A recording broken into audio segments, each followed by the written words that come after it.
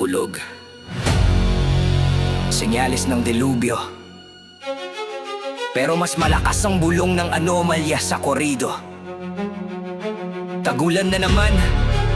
Hiling ko lang sana di na lumusong sa baha si inay na may hika. Pero paano? Yung pondo para sa drainage binulsa ng harapan, isinulat na materyales, naging mention at sasakyan. Mga estudyanteng basa ang uniforme at sapatos, habang mastermind sa likod naka-aircon umaapaw ang datos. Anomalya, hindi aksidente, sinadya ang sistema para sa flood control. Putang na flood control scam yan, kita mo na. Habang siwal lumulusong sa tubig na maitim, yung kurut na general sa pribadong isla nakatingin. Hinihingal na ang baga pero di hihinto ang boses. Bawal patak ng ulan, parang ebidensyang bumuboses. Habulin ng trail ng papel kahit sino pang nakatago. Oras na para bagyuin ang Malacanang at Kongreso.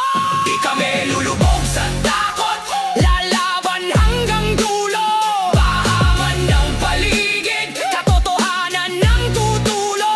Tapang ng Pilipino, di kayang patahimikin. Korupsyon ay haharapin, bayan ay ipaglalaban natin. Mabilis ang spit, parang kidlat na tumatama sa mga nakabarong, pero puso'y walang laman, puro drama. Saan napunta ang bilyon? Bakit hanggang tuhod ang baha? Napakalalim ng bulsa nyo pero bangketa walang salbabida. Papalagutin, hukayin kahit nasa ibabaw ng tore. Ang taong bayan ay galit, gamitin ng legal na poder. Manggagawang kailangan lumusong sa estero para kumita. Kontratistang tumaba sa isang pirma lang, grabe ang kita. Di na kami bulag, yung CCTV ng Diyos nakatuto. Ang nakaw nyo sa flat ng throw, laging kabaong ng lungkot. Mula opisina ni DP Wabay hanggang sa nagmamanipula. Pag gumabaw ang galit ng masa, wala nang sasanduhin.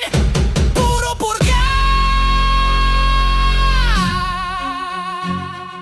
Ilang bagyo pa ba? Ilang patay pa ba? Bago tayo makinig sa sigaw na tama na. Ang tapang natin, nasubok na ng bagyo't lindol. Pero sa pagnanakaw ng sarili, dun tayo nadudurog. Nadudungis ang dunong pero di susuko. Ilaw ng katotohanan, bibit-bitin sa dilim. Para sa susunod na henerasyon, kinalulusong sa gilid ng bangin.